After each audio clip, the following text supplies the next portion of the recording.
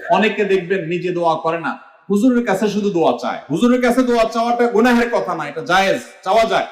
কিন্তু নিজে না করে সারাদিন শুধুমাত্র হুজুরের কাছে দোয়া চাওয়াটা ভুল। আপনি নিজে আল্লাহর কাছে দোয়া করা শিখবেন। আল্লাহ বলেছেন যে উদউনি আস্তাজিব লাকুম, তোমরা আমার কাছে দোয়া করো। আল্লাহ বলেছেন আমি তোমাদের দোয়া কবুল করব, আল্লাহ ওয়াদা করেছেন।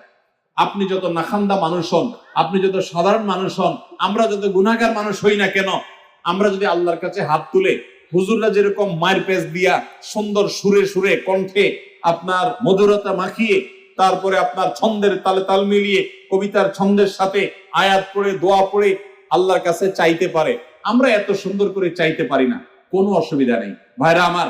আল্লাহর কাছে চাওয়ার জন্য মায়ের পেচের কোনো কথার দরকার হয় না, চালাকির দরকার হয় না। আরে যার বলার শক্তি পর্যন্ত নাই, সেই বউ যদি মনে মনে আল্লাহর কাছে কিছু চায়, আল্লাহ তাআলা আলিমুম বিদাতি সুদূর, বান্দার অন্তরের খবর পর্যন্ত আল্লাহ রাখেন।